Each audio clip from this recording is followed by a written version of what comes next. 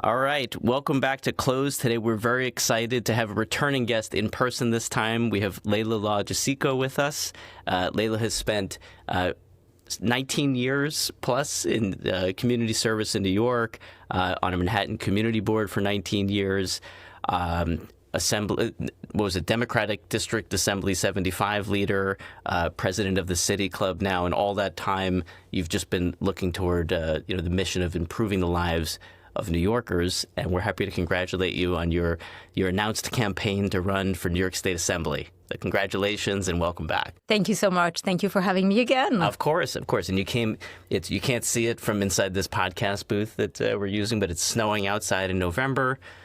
So we had New York problems coming in, and now we're going to talk about how to solve. We can't solve the weather, but we could talk about some of the things that are solvable. Certainly. And, resiliency is a big issue for New York. So it is. And it has been really. Absolutely. Since I don't want to turn into a history podcast, but you go back to the history of the beginnings of New York, it's always been about change. And we'll come through this kind of volatile period that we're in. But yeah, the first topic, it's the topic of the hour, the day. Maybe you could even say the topic of the year for New York City. We have Mamdani securing his victory exactly a week ago, actually, because it's a Tuesday. And everybody has sort of seen this coming since June, and we've been talking about this for months now. But obviously I shouldn't say obviously, but let's assume that the main reason for him winning was the affordability issue. Why do you think his message on that really resonated the most with New Yorkers? I think Zohran Mamdani ran a very, very good and very strong campaign where, the campaign promises were very simple and very easy for voters to grasp. But I think that what he brought into the campaign was an element of true, genuine caring and hard work. And I think this is, something that really resonated with voters, where they really felt that, they were getting a chance to have a seat at the table in a way that other politicians, other candidates, other elected officials may not have been able to convey. And I think this was, the big change. As a district leader, my role is, an organizer, the worker bee of the Democratic Party. I am in the field all the time, and I love that. It's, something that is so critical and so important to be, so close to your base, to your voters, to your constituents. And what we were seeing as the campaign was unfolding was, a true, genuine enthusiasm where the notion of trust and lack of distrust, which we see a lot of that. We see a lot of distrust. And there was a desire to trust Zohran Mamdani. Yes, absolutely. He ran really a brilliant social media campaign. And that's not to say that he can't back that up now, but I agree. He really came through in his messaging and he helped to build trust. Not so easy to do for somebody that's relatively new to the scene. Right. I mean, he's only been in politics for a handful of years. Mm-hmm. Right. And I think he was relatively unknown outside of his district within New York City. So really very impressive. And I don't think I've heard anybody on either side not give him credit for the impressive victory. And I guess so now that he's moving rapidly towards, January 1, how do you think his policies and the campaign promises will translate? He obviously has, obstacles, and he'll have counterweights to his, mayoral policies. How do you think that's going to play out, at least in the beginning? Because we'll see what happens in another year with the governorship up. Yeah, no, listen, it's really anybody's guess, and the big question, how is he going to be able to be, the executive boss of New York City? It's very hard. It's very hard. He's going to have to deal with Albany. He's going to have to deal with the city council. And, what exactly is he going to be able to deliver? Everybody is actually waiting for that. We have not seen anything. We've seen the promises. We've seen the campaign message. We have seen the policy priorities. Now we're starting to see the appointments. This is also going to be a good indication. Now really what everybody is looking for is, so on paper, does that shape up? And then once it's on paper, how do you actually implement this plan? I'm going to tell you personally my view on, policies in New York City. Lots of times you talk to people and they tell you stuff along the lines of, it's a done deal, or can't do that. That will never be possible. And I think that we have missed this sort of challenging of the status quo for way too long, which is actually probably the reason why, there is this great sense of distrust. And, certainly I, as an advocate, whether in my capacity as district leader or president of the city club, always say, it's not true. It's not a done deal. It's not true. Yes, it can be done. To take one example, I've been working on Penn Station for the past 5 years, as you know. And, when we started advocating against a plan that was absolutely atrocious, that, by the way, had nothing to do with Penn Station, but what had to do with what's around Penn Station, but, did not actually address the problems that we saw. And we said, this is terrible. We need to fight it. Everybody said, oh, you're crazy. Can't be done. It's a done deal. Oh, Cuomo is the one pushing it. Okay, Cuomo is no longer in office. Cuomo ran twice for mayor and twice lost. Of course it can be done. Is it easy? No, it's not easy. Does it come with, getting a couple of scars here and there? Oh, yeah, absolutely. And, your opponents are going to hit you really hard. But can be done. Today with Penn Station, Andy Byford is in the driver's seat. He is immensely respected. He is actually the person that we're calling for, to come in and step in. And is it really done? Not quite. And is, a lot of work still remaining to be done? Absolutely. But at least we're asking the right questions and we're pushing for, the right solution. So, I think that Zoran Mamdani has the opportunity to demonstrate that. Is it going to be easy? No. But if he has the resolve and the backbone to say, you know what, we've never tried it. We're going to do it. And you know what? Yeah, I'm going to get punched in the nose, but I can take it. And, this is really too important for New York to think about, my own particular agenda. I think that, there is a path forward that we may not have seen in a long time. It's called leadership. Yes, it is. We're in one of these flashpoints now. And it seems like we've been in it for a while, but it started on the other end of the spectrum, right? Because I think you could probably argue that it echoes Trump's first election, where I think a lot of people, up until it happens, that it can never happen. And it's impossible, right? Well, that's why we have a beautiful democracy here, where these things can happen. And I think it's moments like these where everybody resets their expectations. And whether the change is long term or not, I think this gives people heart that we actually do have the power as an electorate to at least start the changes and throw out the people that we don't think are doing the job that they're supposed to be doing. So we're in that really interesting flashpoint now where it almost feels like anything could happen. But I would expect that with Hochul now fighting for re-election, she's going to be, I would imagine, now going into high gear now that they're announcing, who's going to challenge her from the Republican side. I would imagine that Mamdani is going to have a lot of strength this year because she's going to want to harness that coalition that he's built, which is so powerful in New York City. And he's probably admired by others who don't live in New York City, but if they did, would have happily voted for him. So it's going to be a really interesting year to see play out. Shifting topics, but not exactly. To get to this point, you almost have to get to like a crisis level, and affordability. Obviously, since COVID, it's It's been mounting. How do you think in New York City in particular we got to this point where we're at like really like a crisis level of affordability for people?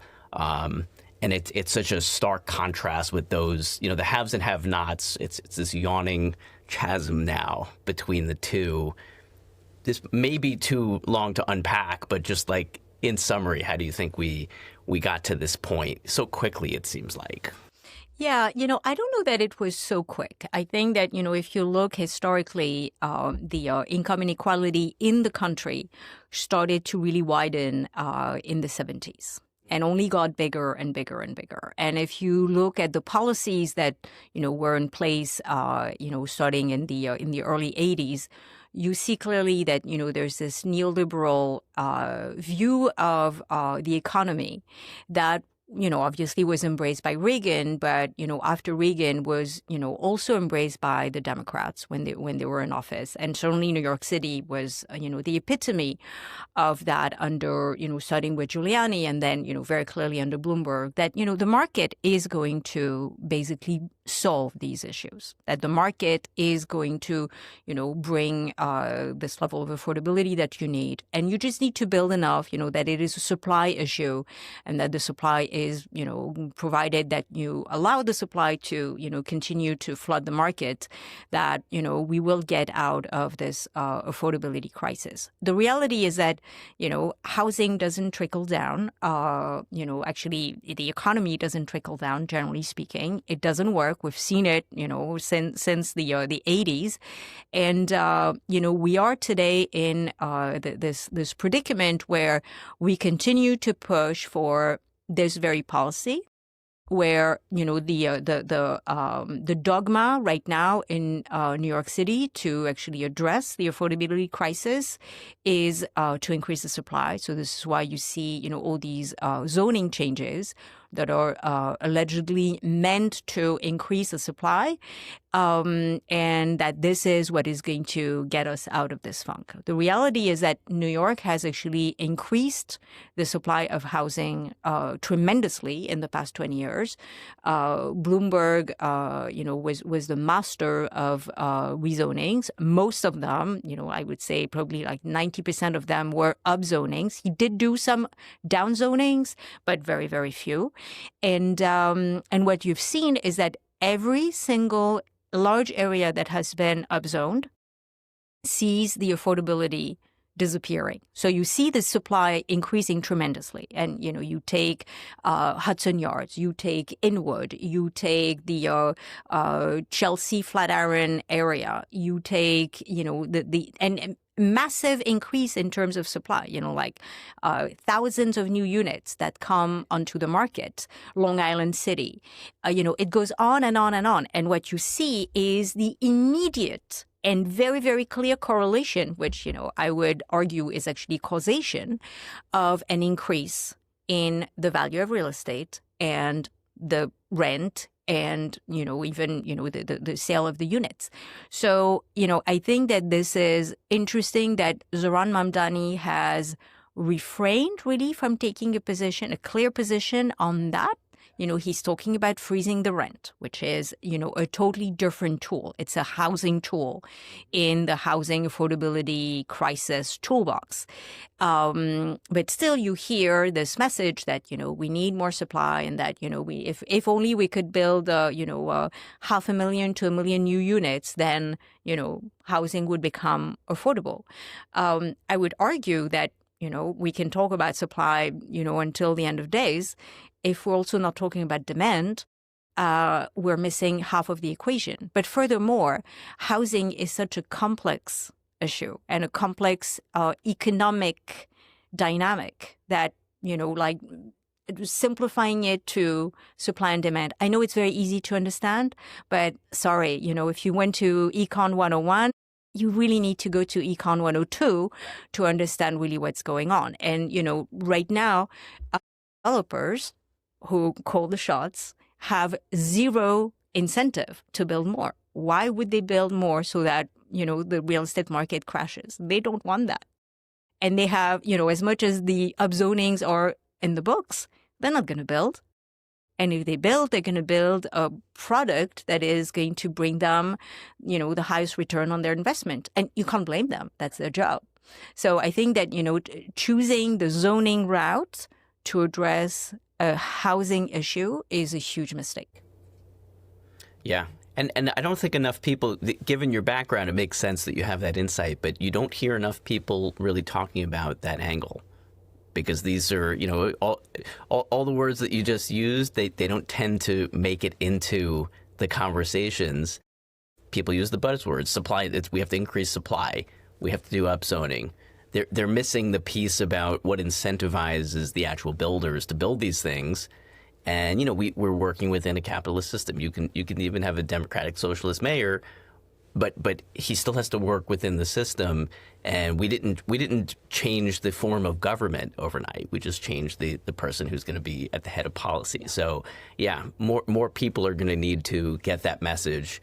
Let me say a few words on that. It is a big movement. It is not happening in a vacuum or organically. It is a very organized movement that probably started in California and that is pushing this narrative that supply is the way to get out of this housing crisis, and that deregulation is how you create more supply. So what you're seeing, and you see it in, political campaigns, lots of the, ballot initiatives in California, some of the ballot initiatives even in New York. We had it on the ballot clearly in this election cycle.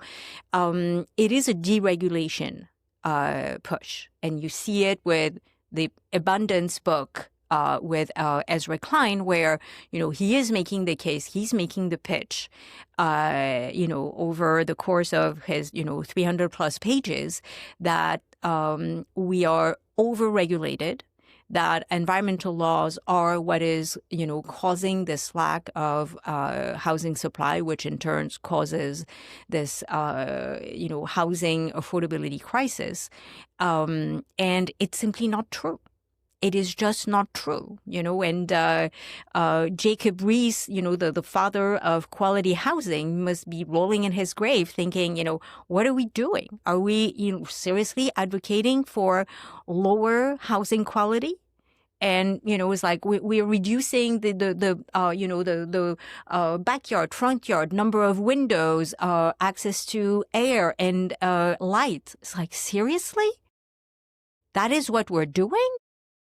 It's like, how about we look at housing tools in the housing toolbox so that we can solve a housing issue? That's great stuff. Everybody has to rewind that segment. in particular, people in leadership or coming into leadership. So, oh boy. So this is related again to zoning and usage, but the other big topic this year have been the downstate casino licenses, and we've really seen fireworks in Manhattan.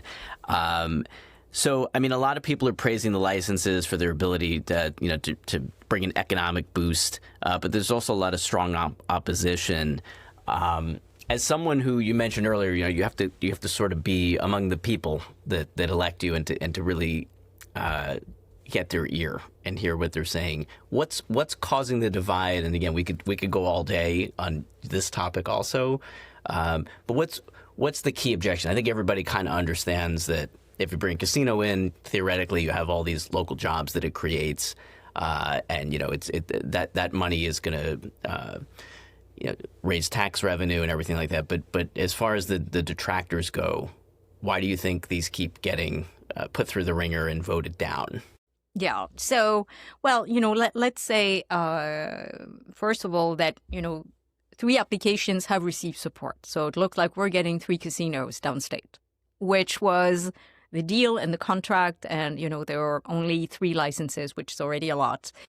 And it looks like, these 3 are going to be allocated. So it's not like, the opposition was so ferocious that, they got in the way of attributing these 3 licenses. Now, on the merits of a casino license, I think that, quite frankly, the jury is still out. Does it bring, economic benefits to a region? When you go to Atlantic City or you go upstate to, some parts of upstate where there are casinos, it does create jobs, but it also causes a lot of harm. And also, I think that it's important to realize that New York City is economically vibrant. Okay, so it's not like it was our only choice. We are not Utica, New York, and sorry for picking up on Utica, but it is an economically depressed area that could do with additional jobs. New York City does not suffer from that. And, not all parts of New York City are equal in terms of job access. But to take one example that I know best, Community Board 5, which is Midtown Manhattan, represents 1 million jobs. Okay? We don't need a casino to help create more jobs in Community Board 5. Community Board 5 has already the ability to create tons of jobs. If you were to take the GDP of Community Board 5, it would actually probably register, somewhere on the map. It's probably on par with Mississippi. It's like, it's okay. We don't need it. So then the conversation becomes, where do we need it? Where does it bring the most value in terms of economic growth? And is it the best thing we can do? Rather than comparing it, like, do we need it in Times Square or do we need it in Coney Island? How about we ask the question, for that particular space, is this the best use? And if you take basically your 3 applications that are still standing and that, are under review currently, all 3 are on publicly owned land. Is that what we need? Is that the best use for the land? Would we be better off creating a tech campus or a university? Or, we can go on and on about other uses that would create jobs, that would be a booster of the economy. Keep in mind that a casino is probably the only type of facility that does not create anything. Anything. People come in, they play their money, and that's it. There is no multiplying factor. If you create a university, you create so much more growth in, investing into making people smarter and more ready for the workforce. And, that is a multiplier to, the fold of, a lot. A casino produces absolutely nothing, and it will impoverish those who are addicted to gambling, and it will make them poorer and more vulnerable. And usually it also correlates with all sorts of, bad markers of, drug addiction, alcohol addiction, like bad health outcomes, and so on and so forth. So I think that, on balance, we have to look at all of that and decide, is it good, is it bad? My personal view for New York City, I don't think that New York City needs it. Once again, I'm not super familiar with Utica, and maybe Utica needs it. And, maybe this is good for their, economic development, and it creates jobs and it's important. But I don't know that New York City can make that argument. Right. Yeah, and I think some of the spots that I can think of offhand, because even Atlantic City doesn't really have this, but like Vegas, for example, they have a huge business convention business that is attached to that. And it's a destination, right? It's like Disney World for adults. When you fly in, you're literally seeing, the Sphinx and a mini New York City. There are all these attractions. I'm dating myself because they have far greater things now, but I'm still, thinking 1990s Vegas.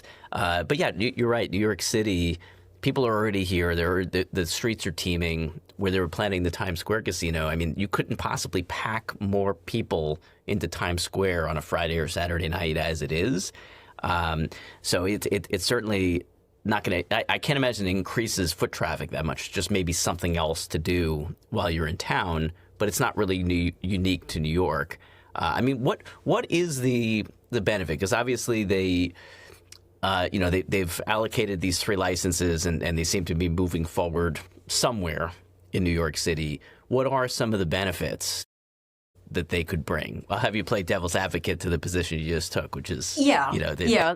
So, I think that it was actually Andrew Cuomo who was really, pushing that back, like a long, long time ago, in the, I think 2011, I think was when the legislature passed the approval for 7 casino licenses, and it was decided that 4 would be upstate and then 3 downstate, and we're seeing those 3 coming right now, and I think the argument was, I'm pissed that New Jersey and Connecticut are basically, getting all this crowd to go and gamble. We New York need to capture some of that because they're going gambling anyway. And I think that was Cuomo's thinking, and from what I've read, that basically justified that. If our neighbors are doing it, they're basically, getting revenue that we should be keeping. Not entirely unreasonable. Once again, not unreasonable. The thing, though, is do we need 7, and do we need them in New York City? And I think that the conversation also is, is it a good thing to promote the sin economy? Do we need people gambling? Is it something that as a society is desirable? If everybody else is doing it. You can make the argument that maybe we should, because we should not let our revenue go elsewhere. So, I think it's a sort of like, fine balance. The part that really rubs me the wrong way in where we are today in New York City is that, these casinos are going to go on public land. And this is really, it's like, come on, of course there was something better to do with public land. How about housing? If we are in such a, housing crisis predicament. Yeah, now it's true, and we really are. We're normalizing gambling like never before. I went to the Jet game actually on Sunday with my son. We braved the rain. They actually won. I had very low expectations for this day, with given how the Jets are doing. But we're sitting there, and people around us are talking about, they have the red zone up on the big screen TV, so you can see the other games. And people are like, I lost the parlay. I need this guy to have 40-yard run, and they're all gambling. And I see my son, who's 10, he's playing video games, Roblox and these things. And it's not it's not real money, but some of the things even I see in the video games are kind of teaching these kids, to think in terms of like placing bets and odds. And there's an argument that that's a good way to frame your mind because the world is one big gamble, but there is something a little bit different about sports gambling, certainly, most card games where they really are just, it's a game of chance, and there's this tendency to get addicted. I don't know we can't solve this on this podcast, but it brought it to mind that you mentioned, we are sort of like endorsing, and we're building these monuments now to like the sin economy, and the people that gamble regularly, they're gambling probably on their phone on the way to the casino, while they're there, maybe multitasking and betting on their phone while they're there, and then on the way home. So we'll have to see. There's going to be a whole other industry, I think, in the coming decades to help people recover from this mindset. One more thing to think about. But maybe that's a good segue to I think, the last set of questions, because I do want to talk about your run for the Assembly. So you'll be in a position to help us solve some of these problems. What motivated you to run for this role? Yeah, so, I really feel that New York City is at a segue, and, the challenges that we are facing are really immense. They're immense in terms of housing, in terms of climate resiliency, but also in terms of our democratic values. And what I see that I find, the most troubling is this apathy, this lack of trust in our institutions. And this is so dangerous. So dangerous. And democracy works only if we are all at the table. if we start to see people who are disenfranchised, who feel that, it's better to stay home because whatever I do, it never makes a difference. This is where you see, dictatorship, abuse of power, creeping in. And this is really dangerous. So, for all these reasons, given that, 2026 is going to present a number of opportunities, I really felt compelled to, jump in and campaign on this message. I'm not the establishment candidate. I am here to really offer an opportunity for voters to, be given a seat at the table, to be heard, to be taken into account on all issues, not only on, sanitation or, I need more pickup of the corner, garbage basket, but also on land use and housing. And, I see folks going to these hearings and they sit in this hearing room for 12 hours until it's their turn to speak, and they speak for 3 minutes. And then they're thanked, and their comments are entirely utterly ignored. We can do better than that, and I really believe that there is a moment in the history of New York City where we need to make sure that people have a seat at the table, that lobbyists are not calling the shots, that special interests are not the ones who are in the room shaping the agenda.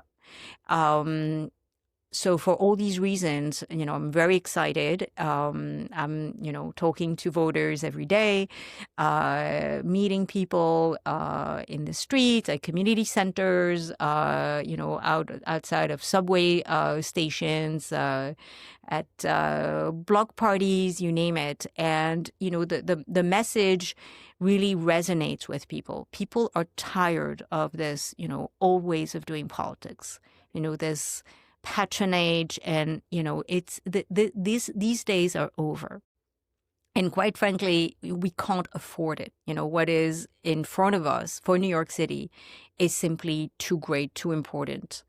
So it's a very exciting moment, and I think that 2026 is going to be a momentous year for that. Yeah, no, I agree. You could almost feel it. You could feel like the groundswell that's coming.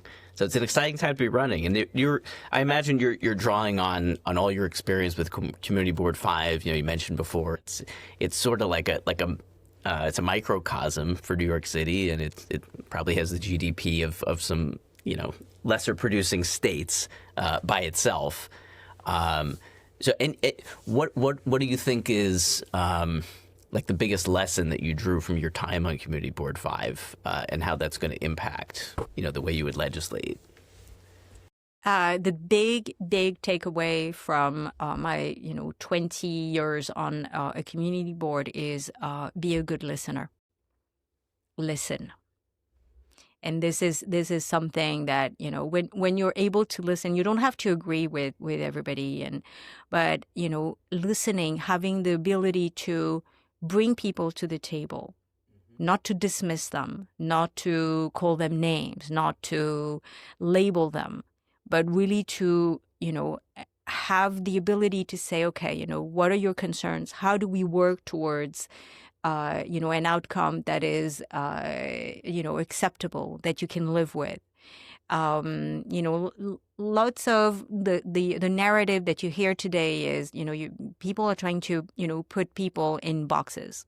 You're a NIMBY, you are a, it's like all these labels.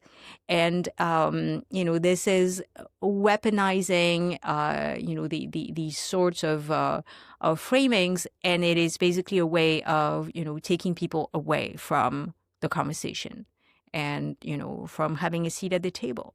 And this is really, once again, it's dangerous. It's not good for democracy. So, this is what I learned how to do. And I'm going to tell you something, I come from, a strong, tenant advocacy, constituent advocacy, but the business community really values me, and I'm going to tell you why. I am the reliable partner. And for the business community, this is priceless. I may not agree with them, but at the same time, once we have reached some sort of an agreement, once we have managed to come to an outcome where everybody can live with it, I am your staunchest partner because I stick to it. I will go to bat for it, and I'm reliable.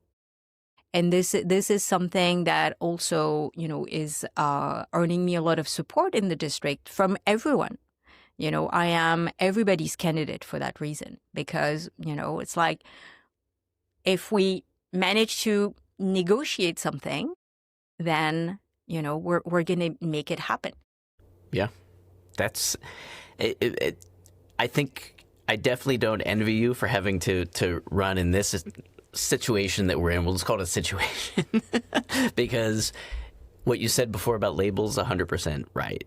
It never fails to amaze me that the internet opened up the world. We all have access to each other and all these millions and millions, billions of views even, and everything is narrowed so much. Tribalism has never been stronger, and I don't know what that is. Again, we could do a whole podcast on that, but hopefully people will see what the policies are that you're proposing, and they'll vote based on that and not just what does the tribe label her, or what does the tribe, label the opponent, and who am I listening to today? It's wild. But moments like this where we have a candidate that gets elected that a year ago everybody was said, impossible.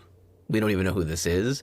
It does give me hope that people do sometimes come out of the, follow the leader and echo chamber, and they actually look at, what's new and interesting and may actually help them rather than just be lazy and say, oh, this person's had to vote or not vote at all. I mean, God, that's I know the worst thing is not to exactly. vote at all. Exactly. This is the worst outcome is when voters decide to stay home. This is really where we know that we have failed. And, this is what Zoran Mamdani has demonstrated is that, we can get this engagement. He worked very hard for that. But, also the message really resonated where, there was a sense of hope. And I think that, this is also something that I have been, telling people in my district is that as hopeless as at times we may feel with, those big battles, whether it is Penn Station or, the big battle that is raging right now in Chelsea with public housing, where NYCHA and related want to demolish 20 buildings over 5 acres. It is, there is a sense of, a little bit of powerlessness and despair that hits you. But at the same time, my message to folks is, we keep fighting because, things have happened that you would not even believe. With Penn Station, this is a prime example. 5 years ago, everybody told you, no way we're going to, save this district or prevent this project to move forward. And well, yeah, we did it. Coalitions are powerful. And this is a momentous time, but I think it's also a time to be full of hope that better things can happen when we get together, when we organize, and when we work towards the same goal. That'll bring us to our last question because this has been really great. We could probably go all day, and we'll keep it to broad strokes here because this is maybe the most complex question that we've gone through so far. But in 5 years, where would you like to see New York City ideally? And we'll just hit the broad strokes. Well, I think that in 5 years, having a fully integrated rail network for the region, but with Penn Station being the heart of it.